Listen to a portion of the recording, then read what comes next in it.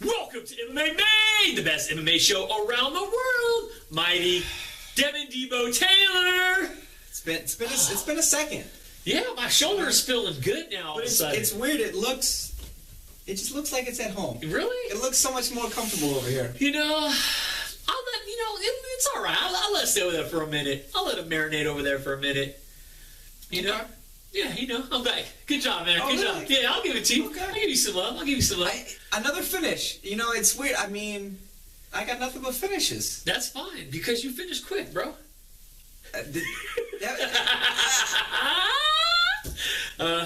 You like that? You got me with that one. Now that you're not champ, you got more time to think of Exactly. You got plenty of time. It's not weighing down my shoulders. It's like you can write them down. The pain is not messing with my mind, so now that there's no pain, I can be like, all right, I can be quick and witty. Good job. I like Devin.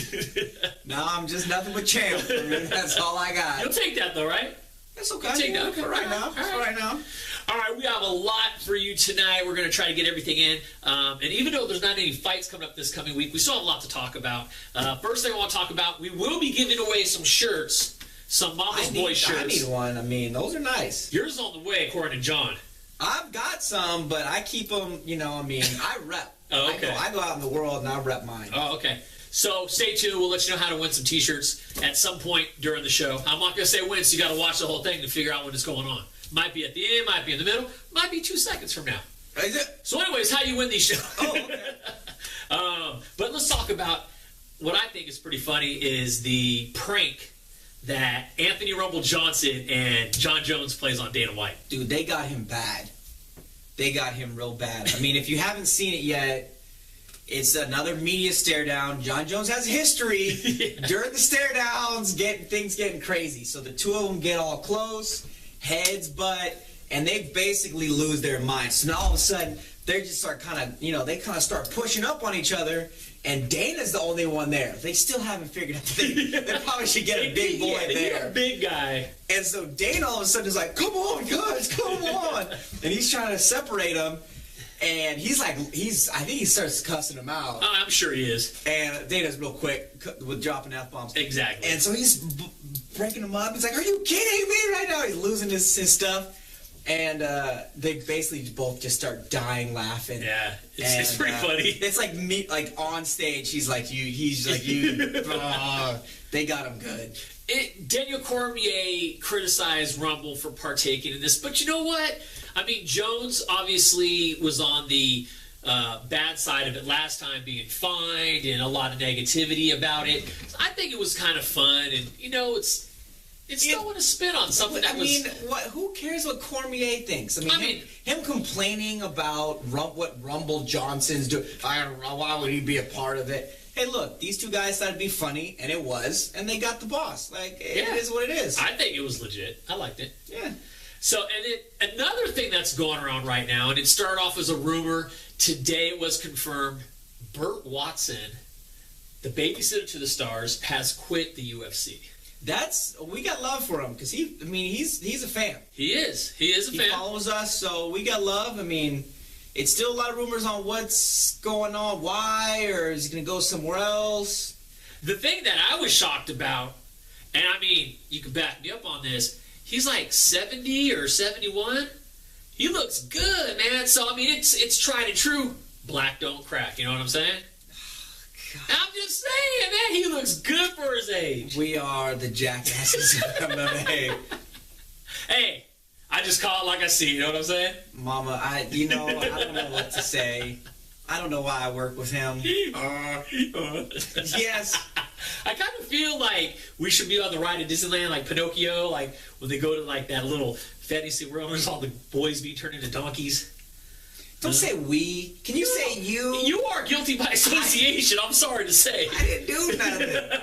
I don't need my mama calling me and being like, "Why are you one of the jackasses of MMA?" As soon as you sat in that seat, you partook. Mama, I'm competitive. I wanted the belt. I wanted the belt. It's so shiny. So anyways, yeah, I mean, he's been with the promotion for 14 years, roughly. And a lot of people don't realize the type of role that he actually plays. They think he's just a hype man. He's more than a hype man. I mean, he's there to make sure people are passing their medicals. He's making sure people are on course to cut weight if they're still cutting weight prior to the weigh-ins. I mean, he's there pretty much all fight week, checking people in, doing this and that. So, every time I see him, I always try to talk to him, say hi. He's a cool cat. Hey, I mean, if he's got love for us, we got love for him. It sounds like he does a lot more than Mighty does. So, well, hey, if you need another job, boom. I'm throwing him the invite. You come here, Mighty will pay you whatever you were making at the UFC, and now I got someone helping me make weight. And he can definitely be your babysitter because you need some help. I need some help cutting weight. I'll tell you that. Right? I'll tell you what, when you lose the belt coming up in a couple weeks, he'll wipe the tears from your eyes and whatnot. Hey, well, you got a job. He will pay. Something else going on. So a lot of the rumor mill this week's UFC stuff. I mean, there's some other stuff going on. But what about Anderson Silva admitting to PEDs? That's huge. I mean, this one, you gotta say GSP's at home just saying, "I told you so." I mean, this one was huge. Yeah, this is the top of the heap. I mean, John Jones, it's not quite so bad because it's not PEDs, it's recreational drug use. But this one, I mean, this is one of the legends of the UFC. And now if he's saying he admits to it, like, how far back is that going to go? Is this like he admits to this past fight? Because he didn't really specify yet, because his trial before the Athletic Commission is sometime, I believe, this month in March. But, is it 1 fight, 2 fights, 10 fights? I mean, this could, before it was questionable, I think people were saying, could this tarnish his legacy? Now it's like, it's pushing more towards like, this could really do something to his legacy. Yeah, I mean, this one will be interesting to see what we find out. I mean, I think there's a little bit of that steroids in baseball. I think we found out that just so many people are doing it that I think at some point you're going to kind of give everybody a pass. And you're going to say, this is like Pride. And everyone said, hey, we knew everyone in Pride was doing steroids. I think we're kind of admitting, okay, maybe the UFC wasn't as different from that as we thought. Hey, and he came from Pride. Well, yeah. So old habits hard to. I can't even talk, Ryan. You know what I'm talking about? Old habits are hard to break. Is that what you're trying to say? Okay. I'm so shocked. I'm so shocked from the news. I couldn't even get the words out. Anyways, last thing in the rumor mill, not rumor mill, but confirmed actually for June, Bellator, 41-year-old Kimbo Slice against 51-year-old Ken Shamrock, the most dangerous man. I thought Bellator was not being a sideshow, and they were. Did you not watch the opening presentation to Bellator 134? That had WWE or TNA or SmackDown or whatever cliche wrestling you want to use. That had wrestling all over it. See, Scott Coker is making me look bad. Because didn't we just say they were doing a good job and they were... I mean, let's look at it in a monetary point of view. There is, I don't know how many more fans of pro wrestling than there is MMA, but there has to be statistically a lot more. I don't know what the number is. Viacom, owning one of the major wrestling organizations and also owning Bellator, why not try to cross those fans over? And I know sometimes on my news feed when I'm going through it, I pretty much we only follow fight fans. But come a SmackDown day or a TNA or whatever, I don't follow wrestling, so I don't know all the exact terminology and the promotions, but when there's a wrestling event on, all of a sudden the MMA feed is now a wrestling feed. So... I mean, it's just tough to. This is a sideshow. Kimbo Slice he wasn't relevant in MMA probably almost ever really, and Ken Shamrock is 51. Yeah, if he wasn't, I mean, obviously he has huge name recognition. He's been around since UFC 2, 3? I don't think he wasn't in UFC 1. He wasn't in the first one. But I want to say maybe 3? Either 2 or 3. So anyways, he's been around since the infancy of MMA. Which is not good to say. Not to be a fighter and be fighting for 22 years? 21, 20, yeah, whatever. You know what? I mean, I don't know. I don't know what to say about this. I hope both men survive and no one dies. And that's not even really a joke. I really hope. And I don't even. You know what? Real quick. Let's analyze the fight. Do they both lose? Well, I mean, basically two big names. Both of them are going to draw a certain appeal of fans. So, I mean, they're just trying to gather that audience. Give me your pick, though. What do you think? How do you think this fight goes? Who breaks the hip? Flip a coin, dude. Flip a coin? Flip a coin. And then the coin lands and it breaks both their hips? And the coin lands like this, and it doesn't even go to heads or tails. Shamrock's going to probably go for one of his ankle locks. That's what I was going to say. And if Kimbo Slice hits Shamrock in the face, it shatters. It just obliterates. Bad. A body shot breaks 4 ribs. He falls on a hip. I don't know. I'm honestly scared a little bit. Well, we'll see what happens. Let us move on to this past weekend. We actually, I don't know how we missed it, but there was a threefer. Somehow we both forgot Invicta. Oh, yeah. Which I don't know how. And if you pissed off Cyborg, I'm saying beat him up because she's terrifying. After that beatdown she just put, yeah, watch out. She is a terrifying beast. Woman. Beast. We'll go beast. We'll go beast. Yeah, like roast beast. That's from How the Grinch Stole Christmas. Roast beast. Yeah, that's like gender neutral. She's a beast. She's a beast. Okay, so Bellator, they had the British Invasion. There's a couple fights we didn't get to see that were previous or that were planned to go on. Michael Page got that cut. Didn't get to fight not Paul Daly. The Irish guy. I forget his name. I don't know. Anyways, so that fight hopefully will still happen. But the Paul Daly Santos fight, it goes all 3, and it was a banger. Santos has heart, man. Santos took some shots, didn't stop popping them with jabs. I was really impressed with his jab. It was legit. I mean, and even Paul Daly said, "Man, this kid is tough." Yeah, that was a very good fight, and Santos was stepping up on short notice, I believe. Yeah, no, he was. So very impressed with him. What I'm not impressed with, and unfortunately I kind of saw it going this way, was Chet Congo, King Mo. King Mo rides him out 3 rounds. I mean, you've got a phenomenal wrestler in King Mo, and everyone not everyone, but I mean at least most people know, if you're an MMA fan, that's Chet Congo's kryptonite. Yeah, this was a really bad matchup for Mo's even faster because he's from a lower weight class, and King Mo just kind of uses his speed and his wrestling. Yeah, and he weighs in with the shoes and sweats on at 217. Chet Congo, at least 20 pounds heavier than him, maybe more after fight actually comes around, but being the bigger guy, it didn't even matter. Like you said, speed, experience with wrestling, it just didn't play out good for Congo. It was a bad fight. Yeah, that was tough. I mean, we're fans of Congo, and this was a tough fight. Yeah, Len Vassell, he's on the team Living Fat, which is one of our sponsors. Shout out to Team Living Fat, everyone over there. But Linton comes in. He had the Living Fat walkout shirts, the banner. I mean, Jim and company hooked Linton up. Looked great. Got a great win. He got a 2nd round finished. Looking good. Yeah, I mean, I think it was the shirt that just gave him that killer instinct because he was looking good. Yeah.